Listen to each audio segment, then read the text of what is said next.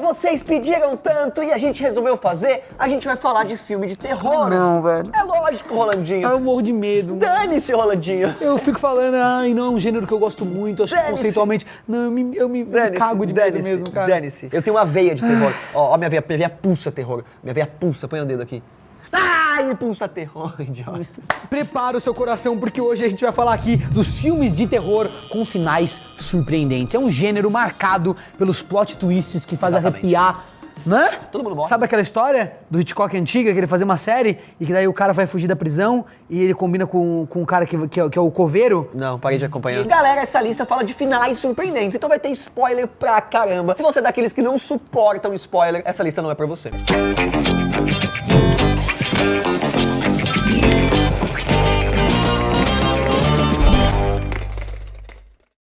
Ó, a gente sabe que o gênero de terror é marcado por vários filmes de mortos-vivos, mas agora chegou a vez dos mortos-mortos. Exatamente. Isso porque no dia 4 de maio estreia A Autópsia. E nada melhor do que assistir um terrorzão desses na tela do cinema, galera. A história acompanha um médico legista e o seu filho que comandam uma espécie de IML no interior dos Estados Unidos. E quem tiver o mínimo interesse em trabalhar na área, provavelmente vai repensar depois de assistir. Vai já mesmo. que a autópsia de uma mulher desconhecida dá meio ruim. A Autópsia tá com 93% entre os top critics lá do Rotten Tomatoes, né, que é o lugar de crítica. Essa é uma nota excelente. Poucos filmes têm 93, cara. E se você não bota fé na nossa palavra nem dos críticos, segue o conselho do Stephen King. Ele falou que a Autópsia é um terror visceral pra competir com Alien. Assista, mas não assista sozinho. O final do filme também merecia um espacinho aqui na lista, porque é um absurdo, né? Mas a gente não vai dar spoiler, porque a gente quer poupar você disso. Então corre pro cinema nessa quinta e garante o seu ingresso. Pra começar, a gente vai falar aqui de O Nevoeiro, que foi lançado em 2007, inspirado num conto escrito pelo Stephen King, o rei do terror, né? O filme se passa numa cidadezinha dos States, cercada por um nevoeiro bizarro, tipo Silent Hill, né?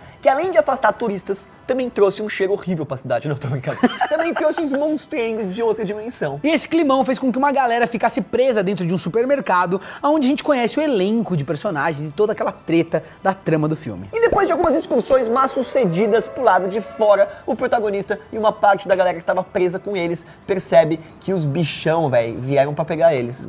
Corre que os bichão tá vindo. A solução que eles encontram é usar um revólver pra acabar com o sofrimento, o que obriga o protagonista a matar o próprio filho e os amigos antes que os monstros cheguem lá e matem todo mundo. Meio bizarro, né? Só que depois de dar cabo em geral, os militares chegam e botam ordem na casa. Ou seja, o cara passou por todo aquele sacrifício e tudo aquilo à toa. E vai ter que conviver com isso pra sempre. Esse momento tenso e pesado agradou até o Stephen King, que chegou a elogiar o fato do final ser bem mais macabro do que o do livro. Acho que é macabro pelo jeito que acontece, mas também passa muito essa sensação do protagonista de ter feito um bagulho horroroso que não serviu pra nada. No conto original, os personagens não morrem e o leitor pode imaginar um destino mais otimista pra eles. E o final foi uma exigência do Frank Darabont, que só dirigiu o filme com a condição de que ninguém alteraria o último ato do roteiro.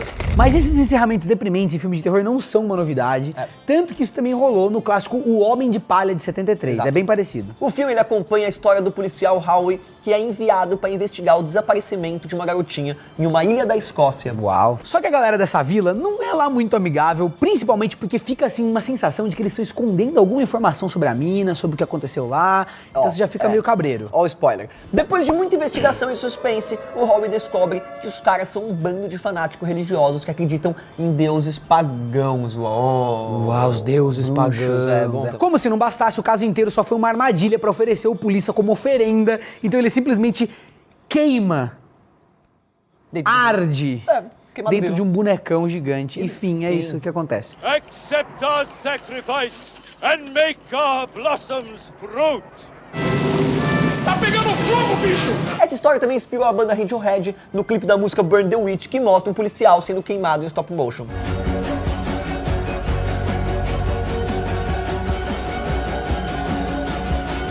A galera mais nova provavelmente conhece essa história pela versão de 2006, em que o Nicolas Cage manda o clássico No, not the bees! Tá ligado nisso? É meio ridículo. O filme se chama O Sacrifício, a gente já falou dele aqui em atuações ruins de atores famosos, entra lá. Essa é bem péssima, inclusive. Oh, no, not the bees! Not the bees! Ah! Oh, my eyes!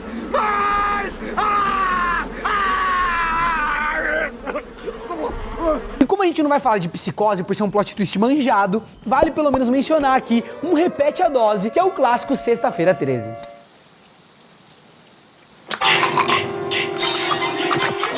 Todo mundo já sabe que o grande vilão do filme é o Jason, o serial killer da máscara de hóquei, lembra, galera? Que adora acrescentar um pouco de sangue no rolê dos adolescentes. É, sempre treta. O cara sempre vai nos adolescentes, né? Mas pra surpresa de todo mundo, o final do filme revela que a responsável pelos crimes é, na verdade, a mãe do Jason e não o assassino. Esse desfecho bem pé no chão até, galera, legal. Surpreendeu quase todo mundo, ainda mais depois que a protagonista decepa a mamãe do Jason e aparentemente resolve toda a treta. Só que enquanto a protagonista tá boiando no meio do lago, o corpo decomposto do Jason surge da água, puxa a mina pra dentro e fim de história. The End. Essa ideia não fazia parte do roteiro original e foi sugerida pelo maquiador Tom Savini, que disse ter se inspirado em Carrie a Estranha pra surpreender o público. Você acredita? Essa coisa de puxar, né?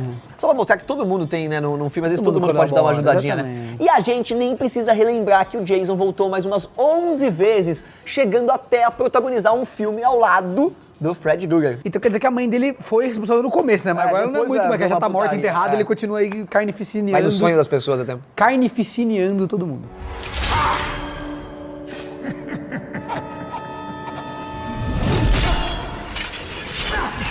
Mas o que nem todo mundo sabe é que o Jason nem sempre foi chamado assim, já que o nome inicial do personagem era pra ser Josh, que ia estragar a minha infância por causa de Drake e Josh. Isso é muito ridículo.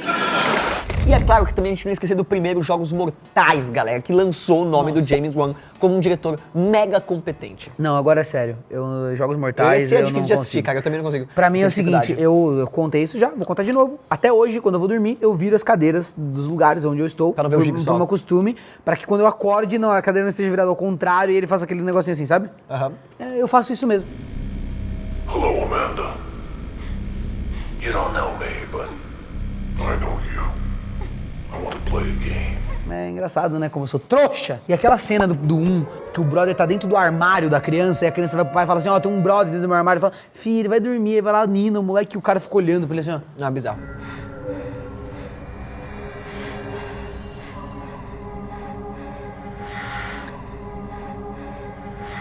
E aí, filhão? Só no computer?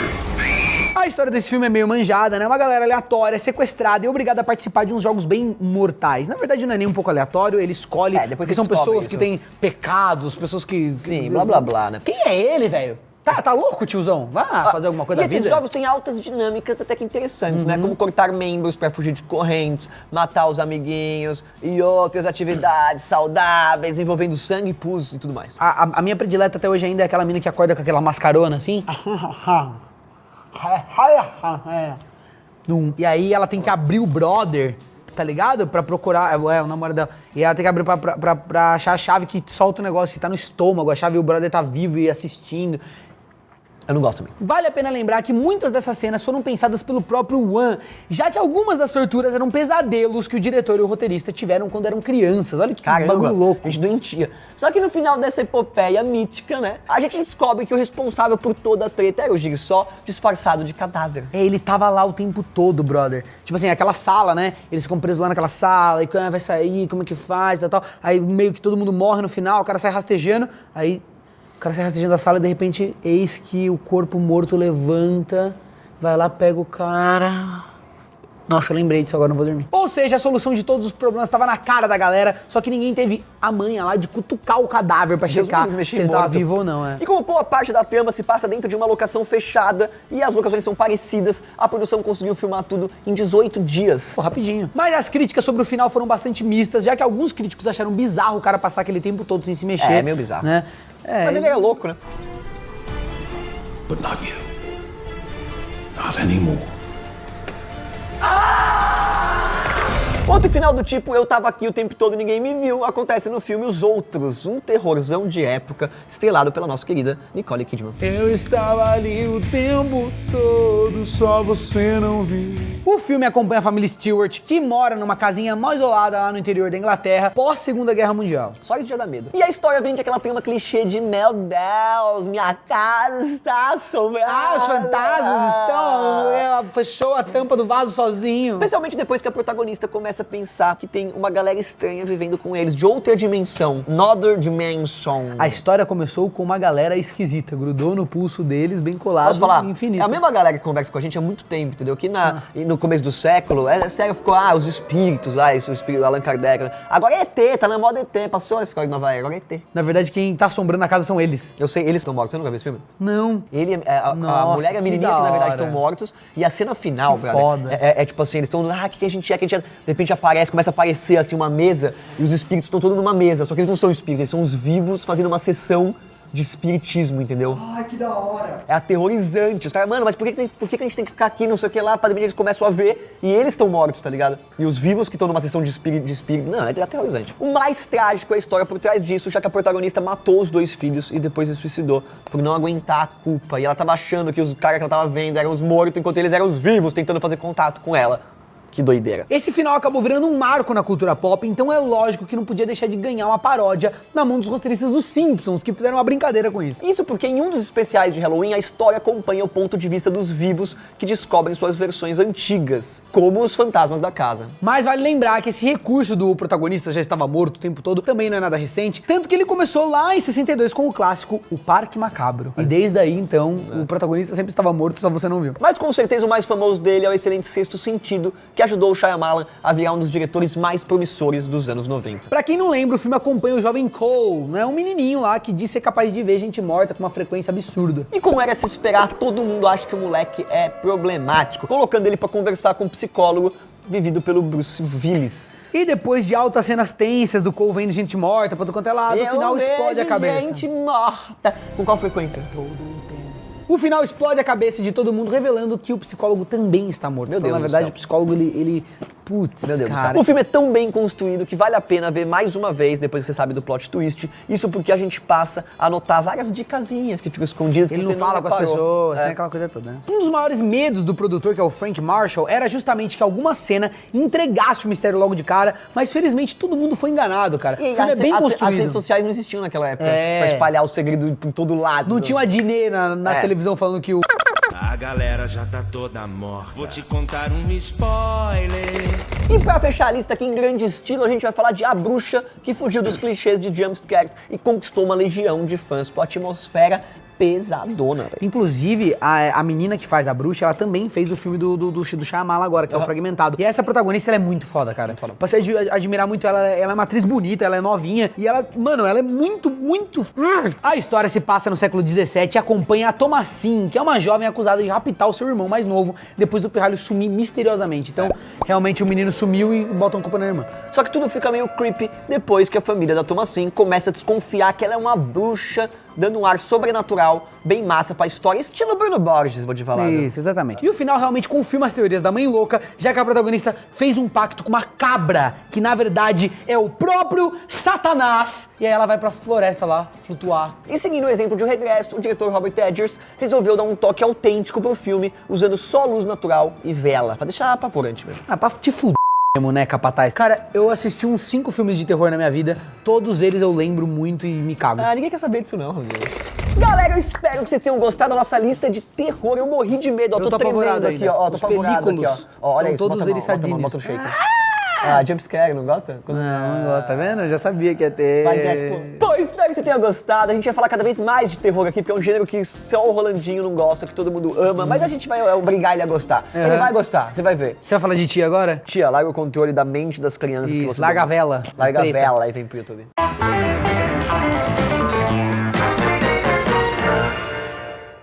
Ciência, o Não, mas é hermetismo, que eu- o ocultismo, as ciências ocultas, quando eu o tô- que tá do outro lado da linha, Você, o que não vem nas o cara me na hipnotizou, faculdade. achei que o Cinderela Baiana era o melhor filme, então eu entro nas coisas, eu entro na história. Tá, agora você está no mundo onde tem o sobrenatural. Eu fico lá, caralho, velho, vai dar merda, entendeu? Agora alguém entra em você? Não, ninguém entra em mim.